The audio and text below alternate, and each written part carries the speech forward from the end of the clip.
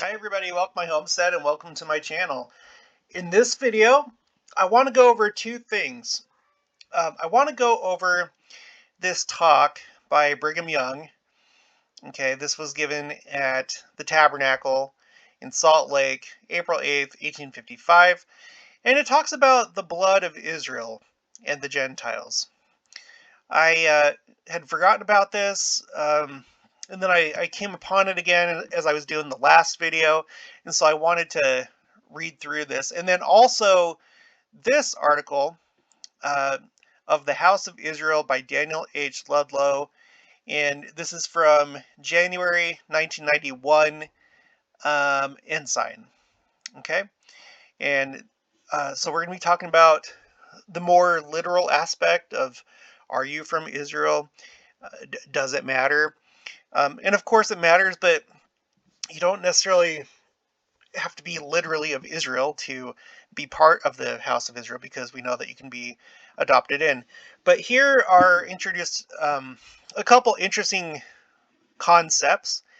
As far as I know, this is kind of the only place that I've ever seen this. So this is one of those obscure kind of passages in the Journal of Discourses, but it's not so fantastical, so that we shouldn't like take it in consideration. And it feels realistic. It feels grounded, but we have to maybe take it a little bit with a grain of salt. But it's just interesting to know. So if you haven't already, please make sure to subscribe, like this video if you end up liking it. Make sure to leave your thoughts, opinions. If you have any other sources of information, always appreciate that. And then also make sure to share this, because I'm sure there's a lot of people that would be interested to know this information that we're about to go over. Now, I'm not going to lie. I actually, in this one, I have not read either one of these. So I am going to be learning about this at the same time that you do, with the exception of me having recorded this first, and then you'll hear it later. But I have not gone over all of this. I've gone over portions of this one. But so let's just begin. Uh, Now I'm going to start right here. Okay, so we're on page 267, volume 2, Journal of Discourses. And this is Brigham Young talking. You used to hear Brother Joseph tell about this people being crowded into the little end of the horn, and if they kept straight ahead, they were sure to come out the big end. It is so with some of the elders who go on missions, while many who go into the big end of the horn and are so full of fancied intelligence, preaching, counsel, knowledge, and power, when they go out into the world, either have to turn around and come back or be crowded out at the little end of the horn. On the other hand, I do not wish any of the brethren to be discouraged, for if you feel that you cannot say a single word, no matter, if you will only be faithful to your God and to your religion, and be humble, and cleave unto righteousness, and forsake iniquity and sin, the Lord will guide you and give you words in due season. Okay, talking about elders going out into the world and doing their missions. And this is in the early days of the church, the very early days. So at this point, Brigham Young is president of the church.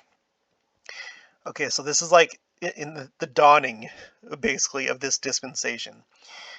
Maybe a little bit after the dawn, but really early. Recollect that we are now calling upon the elders to go and gather up Israel. This is the mission that is given to us. And of course, this is something that President Nelson is very, very focused on. It was the first mission given to the elders in the days of Joseph. The set time is come for God to gather Israel, and for his work to commence upon the face of the whole earth. And the elders who have arisen in this church and kingdom are actually of Israel. Now, it's interesting reading this, because I am of the opinion, and I know a lot of you are of the opinion, that this work that's commenced back in Brigham Young's day and Joseph Smith's day is now starting to end and come to a close. That's what it feels like. But interesting here, he says, the elders who have arisen in this church and kingdom are actually of Israel. Take the elders who are now in this house. You can scarcely find one out of 100, but what is of the house of Israel? It has been remarked that the Gentiles have been cut off, and I doubt whether another Gentile ever comes into this church. And, you know, obviously I think he's wrong about that. Maybe he just didn't know how things would go, but let's continue. Okay, that's an interesting statement. Will we go to the Gentile nations to preach the gospel? Yes. And gather out the Israelites, where they are mixed among the nations of the earth. What part or portion of them? The same part or portion that redeemed the house of Jacob and saved them from perishing with famine in Egypt. When Jacob blessed the two sons of Joseph, guiding his hands wittingly, he placed his right hand upon Ephraim, and he blessed Joseph and said, God, before whom my fathers Abraham and Isaac did walk, the God which fed me all my life long unto this day, the angel which redeemed me from all evil, bless the lads, etc. Joseph was about to remove the old man's hands and bring his right hand upon the head of the oldest boy, which of course that was Manasseh, right? Saying, quote, Not so, my father, for this is the firstborn. Put thy right hand upon his head. And his father refused and said, I know it, my son, I know it. He also shall become a people, and he also shall be great. But truly his younger brother shall be greater than he, and his seed shall become a multitude of nations. End quote. Ephraim has become mixed with all the nations of the earth, and it is Ephraim that is gathering together. Now, you guys, this kind of, I really feel like this ties in a lot with what we've talked about on the channel already about the countries of the north, and especially the United Kingdom and the British Isles. I've done a video about that. There's a concept of British Israelism, and we know that Joseph Smith was a pure Ephraimite. So it really does seem that the main body that went north went primarily into these countries. And, even though they may have lost their identity over time, uh, there's just that high concentration of Israelite blood up in West and Northern Europe. It is Ephraim that, you know what, let me zoom in. Sorry, I always forget to do that. It is Ephraim that I have been searching for all the days of my preaching, and that is the blood which ran in my veins when I embraced the gospel. If there are any of the other tribes of Israel mixed with the Gentiles, we are also searching for them. Though the Gentiles are cut off, do not suppose that we are not going to preach the gospel among the Gentile nations, for they are mingled with the house of Israel. And when we send to the nations, we do not seek for the Gentiles, because they are disobedient and rebellious. We want the blood of Jacob, and that of his father Isaac and Abraham, which runs in the veins of the people. Now, it's interesting because, I did that video where I did my notes of the special UK devotional where Elder Holland was there, and Elder Cook, and Elder Ballard. Well, Elder Holland, he made a really interesting comment where he said, we'd be foolish to think that there isn't more Israelite blood to glean from these British Isles, and that the best days of the church are ahead of us as far as that's concerned. Now, we know that those that are like literally of Israel, they're more likely to accept the gospel and embrace it. And it is my assumption, I think that this can be backed up, but I don't have the stuff with me, but it's my assumption that it has to do with, our pre-mortal life, that righteous spirits from the pre-existence have been sent to Israelite families here on Earth. And of course, when we get here to Earth, it's a completely different ballgame. We forget who we are, and just because you were great back in the pre-existence doesn't mean that that's going to continue once you're here. And so I think that we do see some of this, and we see this in the Bible a lot when we're talking about Israel and how they fall away from the truth. They start engaging in idolatry, and when Christ came, the leadership of Israel or Judah or however you want to think about it, they didn't recognize him, or at least most of them didn't recognize him. So it's interesting. But Gentiles, it doesn't mean if you were born, if there was like some way to figure out that you were strictly born Gentile. It doesn't mean that you can't make the change. Who knows what your preexistence was like, but the fact is that you can make changes still here on Earth, and then be adopted into um, Israel. And it seems like in a literal way, because you're about to see as we continue on here. Uh, okay, so let's see. There is a particle of it here and another there, blessing the nations as predicted. So he's saying here that the fact that they've been dispersed among the nations, it's like a blessing to them. And it'd be interesting if we could like find out exactly what that means, what kind of blessings. And um, we know that Europe is definitely advanced. It like through history, it's always been a pretty advanced area. There's been a lot of culture, art, science, and stuff going on in Europe, and especially during the Renaissance. And who knows if a lot of that was driven by these lost tribes that were dispersed among these nations. Okay, take a family of 10, for instance, and you may find 9 of them purely of the Gentile stock, and one son or one daughter in that family who is purely of the blood of Ephraim. It was in the veins of the father or mother, and was reproduced in the son or daughter, while all the rest of the family are Gentiles. You may think that this is singular, but it is true. It is the house of Israel we are after, and we care not whether they come from the east, the west, the north, or the south, from China, Russia, England, California, North or South America, or some other locality. And it is the very lad on whom Father Jacob laid his hands that will save the house of Israel, Ephraim. The Book of Mormon came to Ephraim, for Joseph Smith was a pure Ephraimite, and the Book of Mormon was revealed to him. And while he lived, he made it his business to search for those who believed the gospel.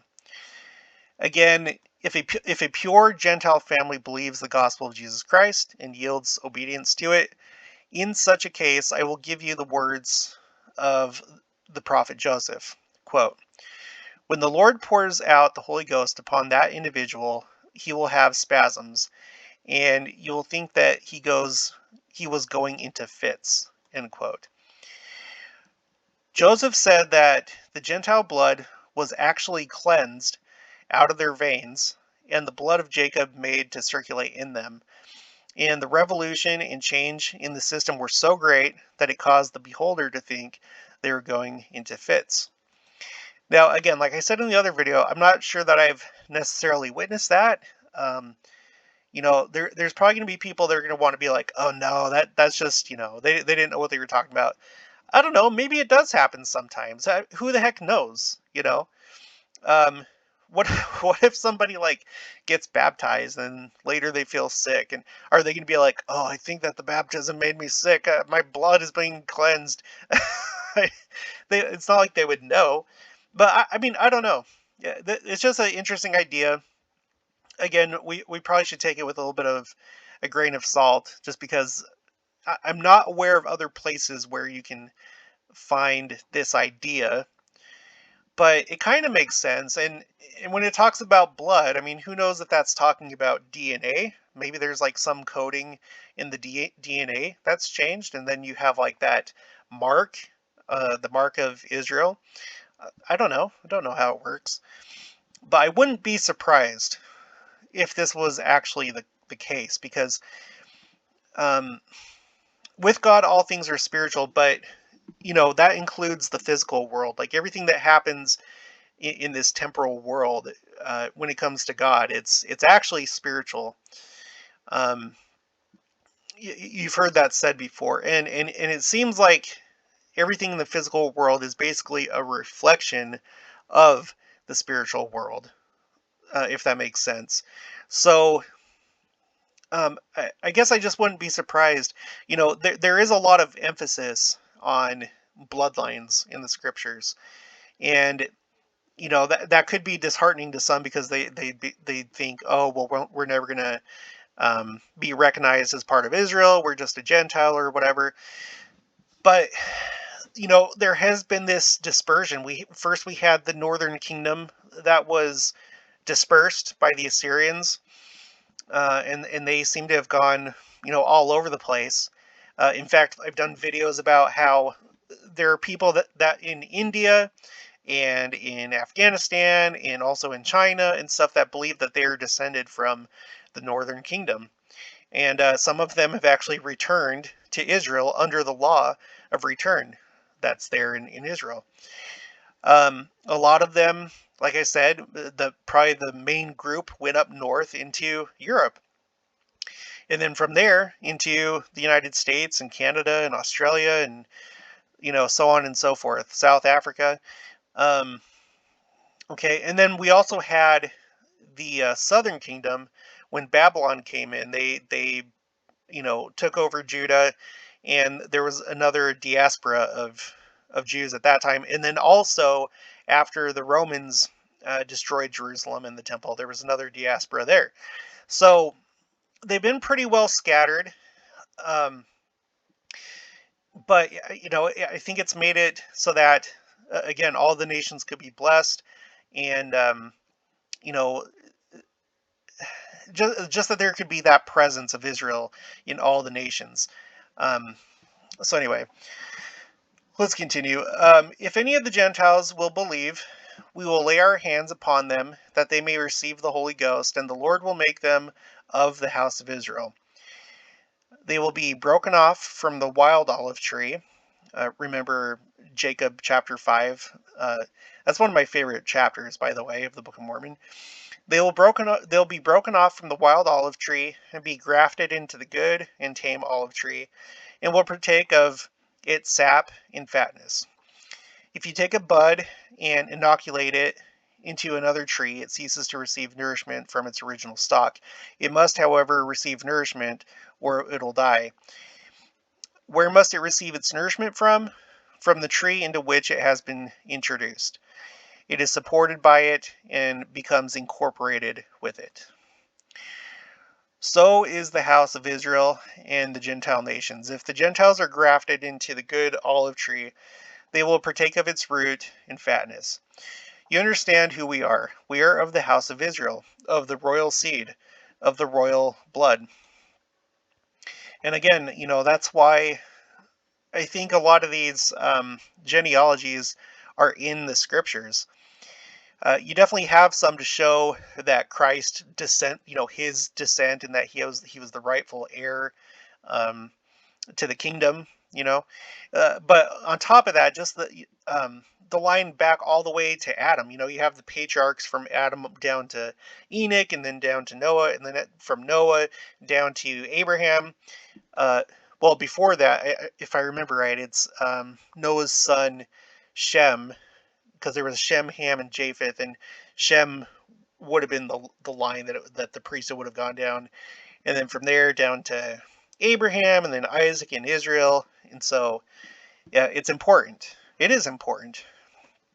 Okay, there are many subjects upon which I wish to speak, but there's not time now. Though in regard to the teachings pertaining to our temporal organization, I will take the liberty of saying a few words. Do not some of you have to send for doctors to draw your teeth and lie night after night with a bag of hot ashes or hot salt on your faces and say, "Oh dear, what a toothache I've got"? I'm so glad that we live in the time that we live right now, where we have the dentists that can take care of these problems much more easily. Uh, okay, I'm not sure if it goes on after that. Yeah, it doesn't really. Yeah, let's just call it there. Now let's hop on over. I have this tab too. I'm going to put this in the description below in case you want to see like the original, like the print, I guess, that they have scanned into this digital collection. So this one comes from Fair Latter-day Saint, but there's also this from BYU. Okay, now let's hop over here to this article. Again, this is January 1991, Ensign of the House of Israel by Daniel H. Ludlow. And it starts out with this like subtitle: Are most members of the church literal descendants of Abraham, Isaac, and Jacob, or are they Gentiles who have been adopted into the house of Israel? Oh, let me zoom in. Sorry. The question is raised hundreds of times each year. In fact, you know what? I'm just going to use the arrow keys. Okay. The question is raised hundreds of times each year throughout the church. Are church members literal descendants of Israel, as most patriarchal blessings state, or are we Gentiles and belong to the house of Israel only by adoption? The answer is important, for the literal seed of Abraham are the natural heirs to the remarkable promises given anciently to Abraham, Isaac, and Jacob. Most members of the church understand the principles of heirship and adoption, but they often misunderstand the meaning of some key terms in the scriptures. Terms like literal descendants of Abraham by birth, tribe of Israel, house of Israel, lineage, and Gentiles are sometimes confused, and some terms have a range of meanings referring to different ideas in different contexts. Let's review these terms then and examine what the prophets, both ancient and modern, have said about the topic. Who is a literal descendant of Abraham by birth? In the scriptures, a literal descendant of Abraham is often referred to by the word Hebrew, a word derived from the same root as Eber. Now, my friend Aritz, he has pointed out how the Iberian Peninsula, which is that part of Europe that has Portugal and Spain, he says that the root of Iberian comes from this, from Eber. I'd have to like look that up and solidify that, but I think that he's probably right. So it's interesting. The first time the word is used in the Bible, it refers to Abraham himself. In Genesis 39:14, it refers to Joseph, a great-grandson of Abraham. Rather consistently throughout the remainder of the scriptures, Hebrews is used to refer to those who are direct, literal descendants of Abraham. The descendants of Abraham, or Hebrews, include anyone whose lineage goes back to any of the sons born to Abraham and his 3 wives. These wives and their sons, listed in the order of the wives' marriages to Abraham, are as follows: from Sarah, Isaac, and then from Hagar, Ishmael, and that's like where traditionally who the Arabs come through. So I guess you could say mostly, well, I'm not going to say the whole Islamic world, but the Arabs, because you have Islam also like Indonesia and places like that. So Arabs. From Keturah, Zimran, Jokshan, Medan, Midian, Ishbak, and Shua. Okay, so the children of Abraham: Isaac, Ishmael, and then these people here: Zimran, Jokshan, Medan, Midian, Ishbak, and Shua. So it's interesting to think because, we always focus on the one line from Abraham to Isaac, Isaac to Jacob, whose name was changed to Israel. But, being of the house of Israel, these other sons here of Abraham, they're still family, and so that's why it's interesting. The situation is in Israel, because you have the Jews that are there that are of Israel, and then you also have the Arabs that are there, and they're still family. They're family through Ishmael. So it's going to be interesting to see what kind of plans the Lord has for them. I've heard before that for Muslims, that now is not their time. So I don't think that all of them are just doomed because they're Islamic. I think that the Lord might have a special plan for them, potentially. I wouldn't be surprised if Muhammad was a true prophet and maybe things got distorted or changed over time. So that's just something that we'll have to kind of watch, as the years go by and as we enter into the millennium. Please note that the descendants of Abraham include many, many more peoples than those who are descended from Isaac, the son who is discussed most in the Bible. Entire nations are directly descended from Abraham, including citizens of the numerous Arab countries and those from uh, multi- multitudinous groups who have intermarried into other cultures and races. You know what? Let's just look at the map really quick. Let's go to Israel. Go over here. Close out of that. So, I mean, you can see right here, this is the land that was promised to Abraham, the land of Canaan, and the modern day state of Israel mostly encompasses that land. There should be more over here on this side of the Jordan River, but you can see that Abraham's family, through time, they've basically um, encompassed this entire area. You know, um, this is all like Abraham's land now, essentially. And then over here into like northern Africa, there's a lot of these like North Africans that are, I assume that they're probably genetically related to the Arabs over here in the Middle East. All the way over here to Morocco and possibly even down into here because there's a lot of Islam that's down here among the Africans.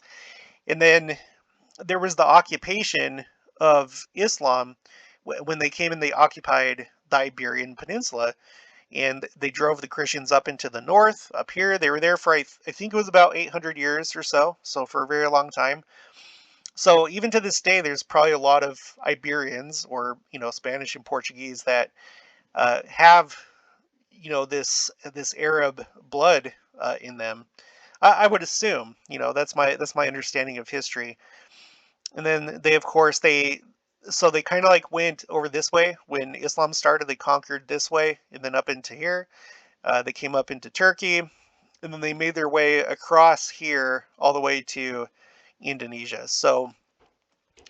Um, so they've really spread out across the earth, and if you were to like put them all together, it's like a really large group today. Okay, who belongs to the tribe of Israel or to the house of Israel? Isaac, the son of Abraham and Sarah, had a son called Jacob, whose name was subsequently changed to Israel, which we know means let God prevail. Jacob had 4 wives, by whom he had 12 sons. From Leah, she was the first one that he originally was trying to marry Rachel, but got tricked by their dad. He worked, I think it was like for 7 years, and then the father gave him Leah instead of Rachel. And I'm sure that over time, obviously, he came to love Leah, and then also um, we have Zilpah. Oh, anyway, let's just continue reading.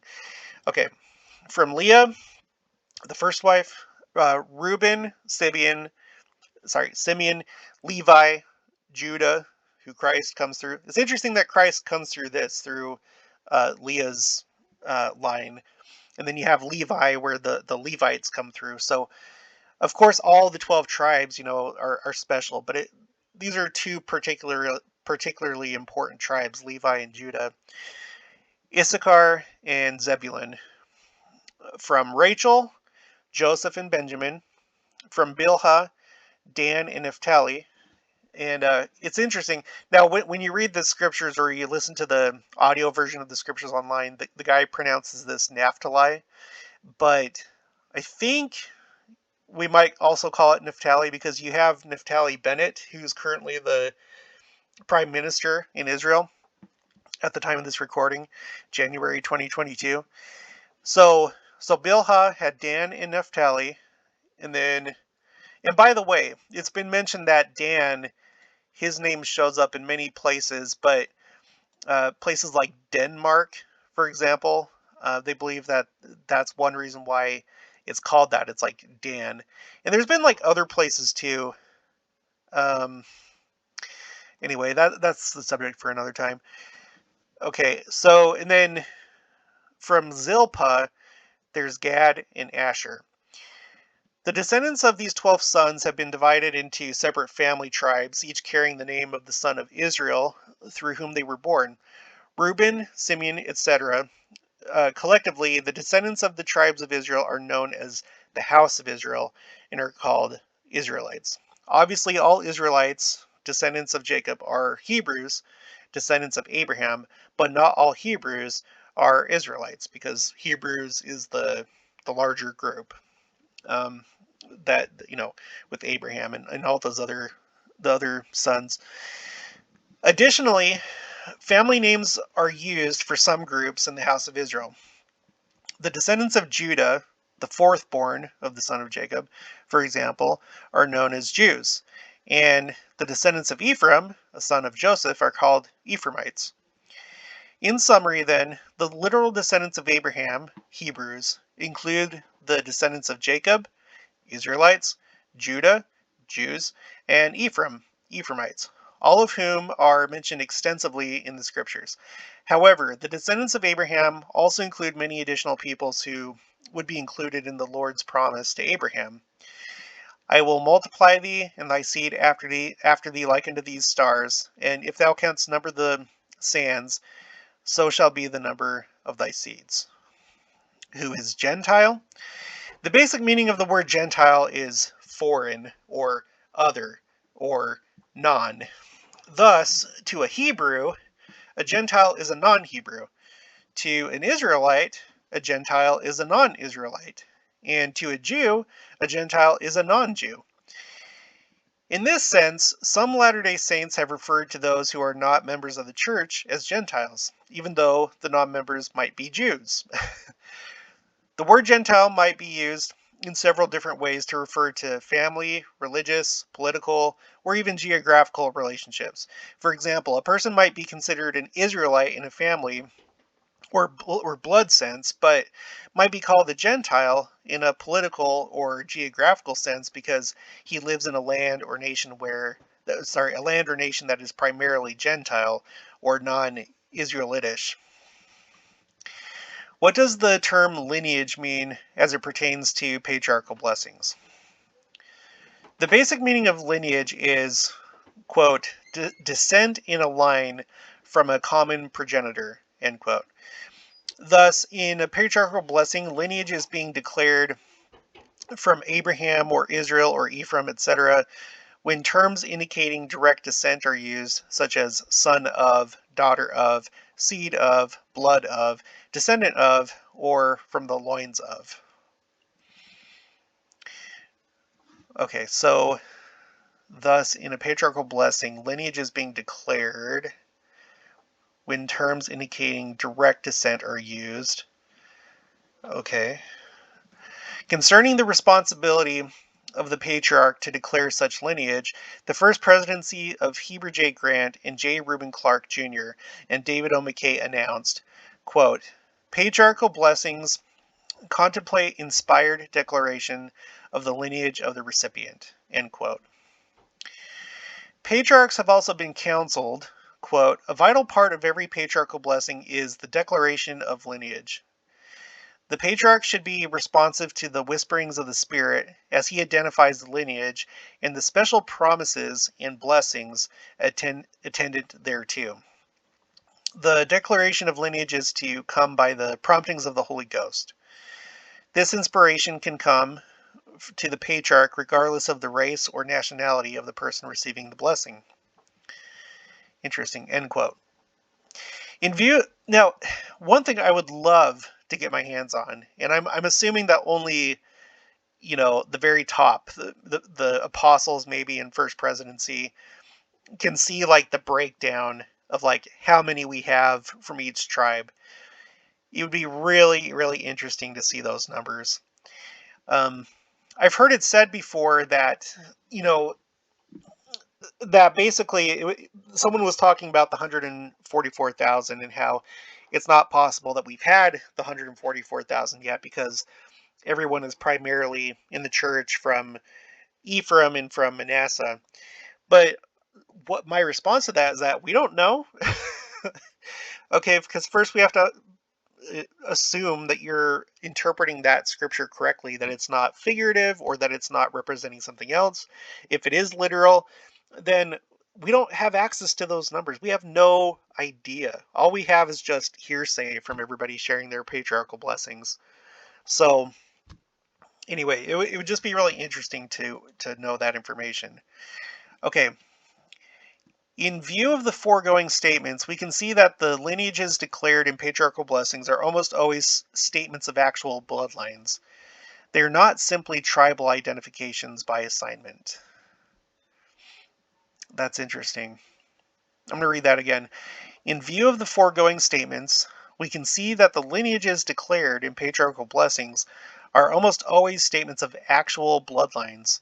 They are not simply tribal identifications by assignment. In light of these definitions and explanations, let's examine some statements from the scriptures and from prophets of this dispensation that relate to the question of adoption and lineage, which in turn relates to the gathering of Israel in the latter days. References from the scriptures. Many scriptures address the question of lineage directly, which is indicative of its importance, but only a relatively few selected ones can be listed here. Pay particular attention to those marked with an asterisk.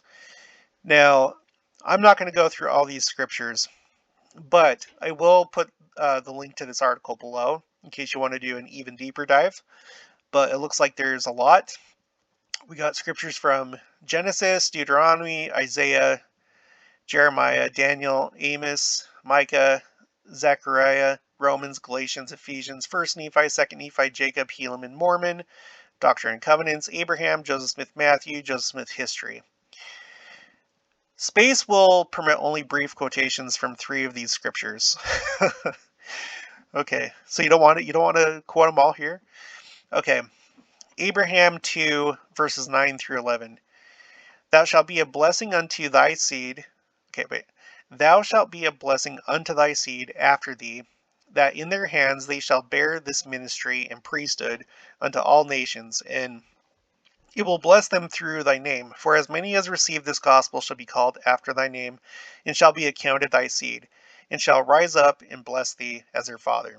And in thy seed after thee, that is to say, the literal seed, or the seed of the body, shall all the families of the earth be blessed, even with the blessings of the gospel, which are the blessings of salvation, even of life eternal. Okay, now Doctrine and Covenants 86, 8 through 9. Therefore, thus saith the Lord unto you, with whom the priesthood hath continued through the lineage of your fathers, for ye are lawful heirs, according to the flesh, and have been hid from the whole world with Christ in God. See, this is an interesting thing here, and this is actually in the scripture. The fact that Israel, right, has been hid from the world with Christ. It makes you think of things like Revelation 12 when it talks about the woman taking the child and fleeing into the wilderness. We know that Revelation 12, that's a scripture that's about the great apostasy. And we know that, these Israelites from the northern kingdom and also from Judah, they have been scattered throughout all the world. They've been hidden, even hidden from themselves in a lot of cases. There are groups that still identify as Israelites, and at least make that claim. Whether that claim is valid or not, no one really knows, but they believe that it is. And I have that playlist I'm doing about the 10 lost tribes, and you can check that out. But this is really neat, because no, I'm not going to get into that. I was going to say no, yeah, I will. So the 10 lost tribes, this is like a thing right here where it's talking about Israel being hidden from the world. They don't have to be necessarily hidden in some exotic location, just hidden, like their identities hidden from themselves and from the world. Anyway, okay, Doctrine and Covenants, section 109, 57 through 58, 60, and 67. That all the ends of the earth may know that we, thy servants, have heard thy voice, and that thou hast sent us, that from among all these thy servants, the sons of Jacob, may gather out the righteous, Now, these words, O Lord, we have spoken before thee concerning the revelations and commandments which thou hast given unto us who are identified with the Gentiles. And may all the scattered remnants of Israel who have been driven to the ends of the earth come to a knowledge of the truth, believe in the Messiah, and be redeemed from oppression and rejoice before thee. It's interesting here, okay, because you have the italics right here. Earlier he says, "Thy servants, the sons of Jacob, may gather out the righteous," and then down here, "unto us who are identified with the Gentiles." But he's not saying that they are the Gentiles, just that identified with, because like I was saying earlier in the article, um, if you're living in a strange land, if you're living with the Gentiles, then another group, like the Jews, would identify you as the Gentiles, even though you literally are the seed of Abraham, Isaac, and Jacob. Okay, statements from church leaders. Several leaders of the church in this dispensation have discussed various aspects of the topic of heirship and adoption. Okay, quote, or question here. Are most members of the church literal descendants of Abraham by birth? Joseph Fielding Smith made it clear that a majority of the members of the church today are descendants of Israel and thus of Abraham. Quote, the Lord said he would gather, or sorry, I inserted that myself. The Lord said he would scatter Israel among the Gentile nations, and by doing so, he would bless the Gentile nations with the blood of Abraham. Today, we are preaching the gospel in the world, and we are gathering out, according to the revelations given to Isaiah, Jeremiah, and other prophets, the scattered sheep of the house of Israel. These scattered sheep are coming forth mixed with Gentile blood from their Gentile forefathers. So here we're talking about blood, okay? Under all the circumstances, it is very possible that the majority, almost without exception, of those who come into the church in this dispensation have the blood of two or more of the tribes of Israel, as well as the blood of the Gentiles. See, and I feel like this kind of right here, okay, so now we have two people.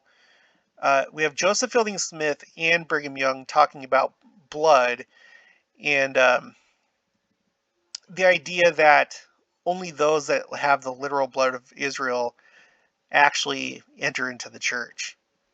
That's an interesting concept. That is an interesting concept. It is very possible that the majority. So now he's not saying for sure. He's just saying, under all the circumstances, it is very possible that the majority, almost without exception, of those who come into the church in this dispensation have the blood of two or more of the tribes of Israel.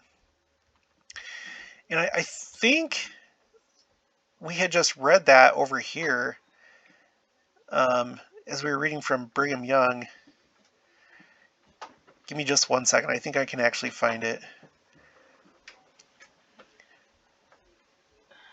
I wish to bear testimony on the opportunity presented. A man wishes to receive light. And okay, I expect, brethren. I wish the man does not feel harper. Okay, maybe I shouldn't be trying to do this. Gosh dang it. Okay, well, I'm pretty sure that he said that. Okay, let's just continue on. Okay. On another occasion, President Joseph Fielding Smith emphatically stated, quote, the great majority of those who become members of the church are literal descendants of Abraham through Ephraim, son of Joseph, end quote. While identifying the Lamanites as some of the children of Abraham, President Spencer W. Kimball wrote, quote, the Lamanite is a chosen child of God, but he is not the only chosen one. There are many other good people, including the Anglos, the French, the German, the English, who are also Ephraim and Manasseh. They, with the Lamanites, are also chosen people, and they are a remnant of Jacob.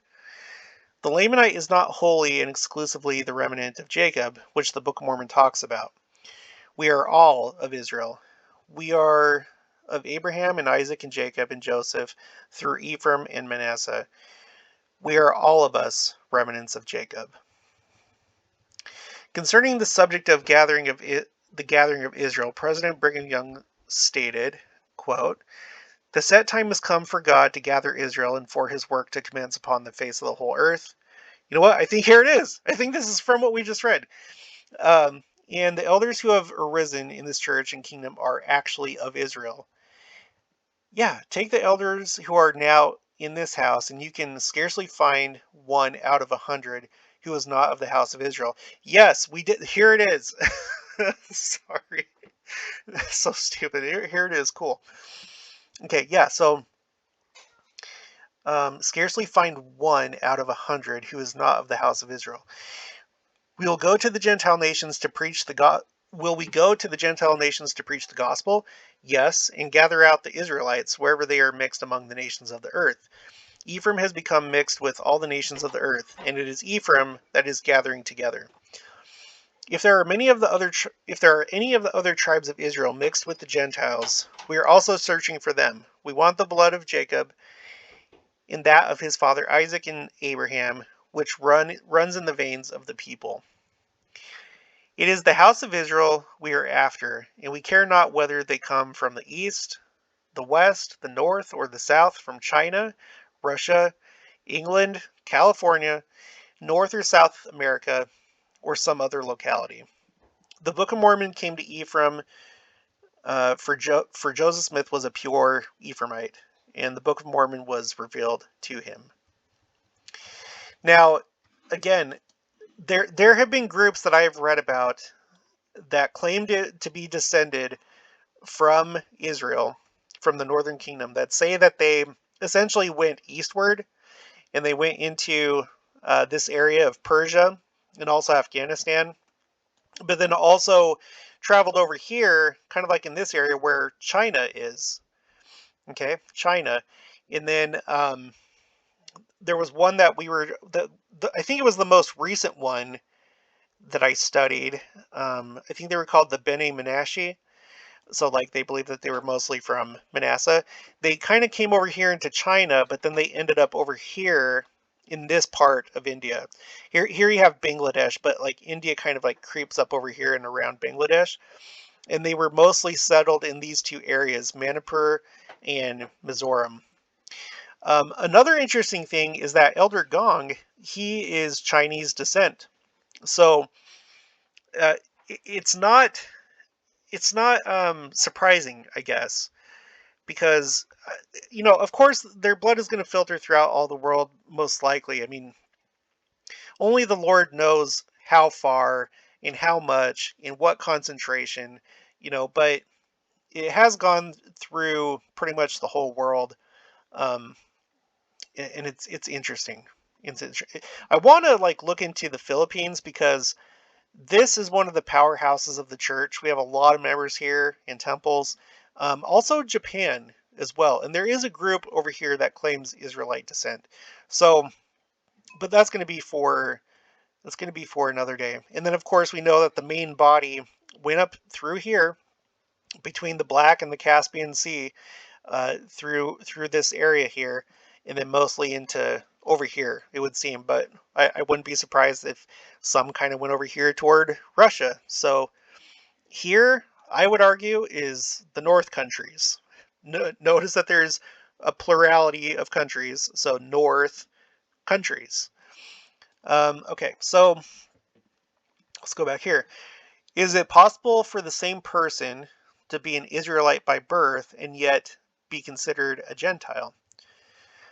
Although President Young identified Joseph Smith as quote-unquote pure Ephraimite in the above quotation, so far as the prophet's family or bloodlines were concerned, Brigham Young and others have recognized that 1. Joseph Smith was from a Gentile nation, and 2. Some of Joseph Smith's progenitors may have come from bloodlines other than that of Ephraim.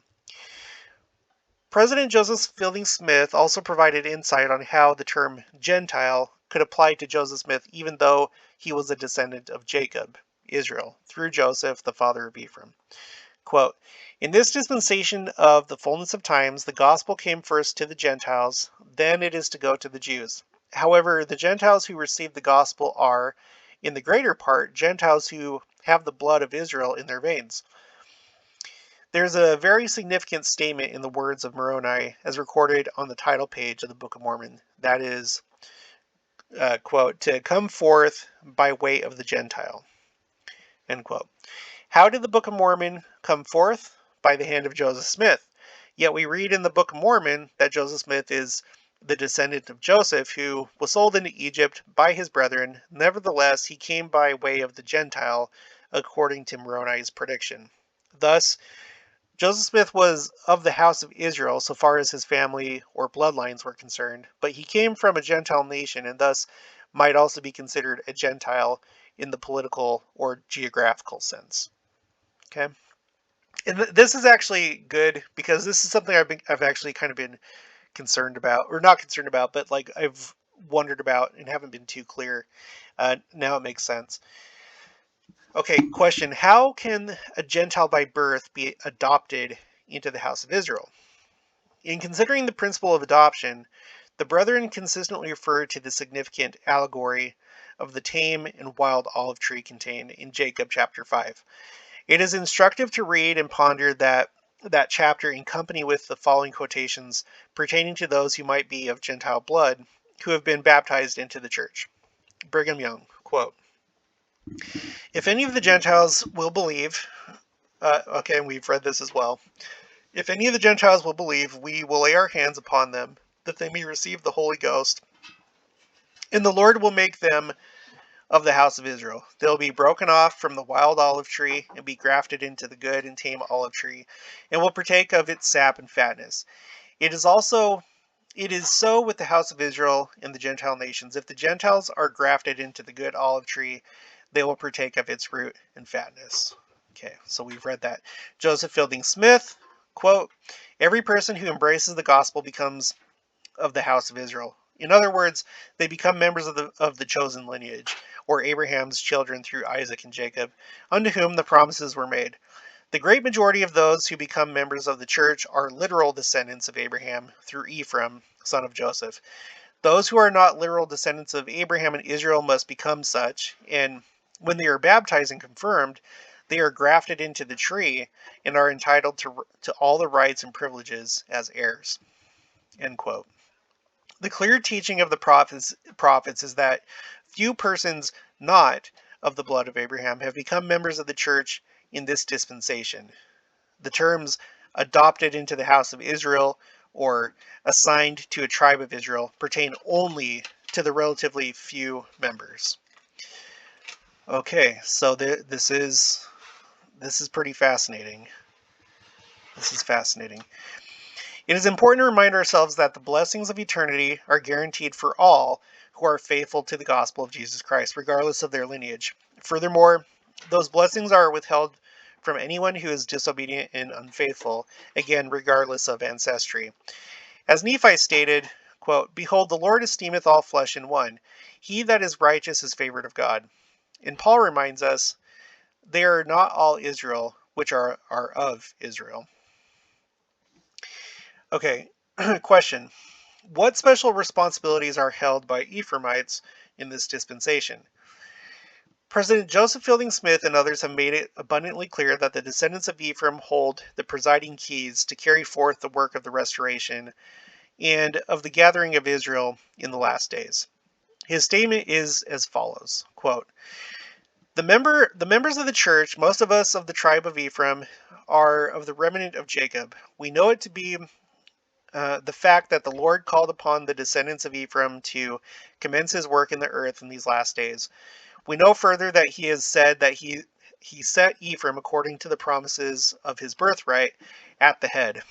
Ephraim receives the richer blessings, these blessings being those of presidency or direction. The keys are with Ephraim. It is Ephraim who is to be endowed with power to bless and give to the other tribes, including the Lamanites, their blessings. All the other tribes of Jacob, including the Lamanites, are to be crowned with glory in Zion by the hands of Ephraim. That the remnants of Joseph found among the descendants of Lehi will have part in this great work is certainly consistent, and the great work of this restoration, the building of the temple in the city of Zion, or New Jerusalem, will fall to the lot of the descendants of Joseph, but it is Ephraim who will stand at the head and direct the work. Okay, from what the prophets have said, then, most members of the church come from Gentile nations, but they have some Israelite ancestors in their lineage. Therefore, they are not assigned to or adopted into the house of Israel. They are legal heirs of the covenant, and the lineage proclaimed in their patriarchal blessings identifies the bloodline that ties them back to Abraham. Okay, and that's the end of that article. So that was pretty enlightening. Again, I think that it's important because um, it seems like everything was pretty well organized in the pre-existence, so it shouldn't be too much of a surprise when they say that literally most people in the church are actual literal descendants of Israel, because the Lord will he'll make sure that um, like it goes hand in hand with how things are structured before this earth life and the pre-existence, and how things happen here in this life. So I don't know if that makes sense. Like, hopefully you get what I'm saying. Like, even though they've been scattered all over the place, the Lord is still sending righteous spirits to these families, and he's conducting the work in such a way that they will come in contact with the gospel. Like, we still have to do the work. We have to, like, take the gospel to all the world, and that's what's been going on. And then these people that have Israelite blood, once they come in contact with the gospel, they recognize it, they feel the spirit, it rings true to them, and then they become members of the church. Whereas, all these other people that are quote unquote Gentiles, that would have been, Gentiles in the pre-existence, they come here and they're probably kind of in that same state. Even though we have the veil over our minds, we've forgotten what pre-Earth life was like. When they come here, they're basically still who they were back there, with few exceptions that decide to change and decide to embrace the gospel. So it's just really interesting how it all works out. But there you have it. I guess if you're wondering about if you're a literal descendant of Israel, the opinions and probably I would say probably authoritative opinions, simply because they actually put this in the Ensign. But I didn't even realize that until I was actually reading it, that they were going to put this, what Brigham Young said, in the Ensign. So we have Brigham Young and Joseph Fielding Smith talking about it. They put it in the Ensign. So I think I'm going to adopt that as you know the truth. Like that's how things are. So okay, I'll leave that with you. If you haven't already, please make sure to subscribe, like this video if you liked it. Make sure to leave your comments and your thoughts and other sources if you have any for additional information. And then also make sure to share this with anyone that could benefit from this. And I would encourage you to share it, just because there's probably a lot of people that don't really understand this concept. I mean, I learned new things today, so yeah, it'd probably be a good idea to share this. And I'll talk to you guys later.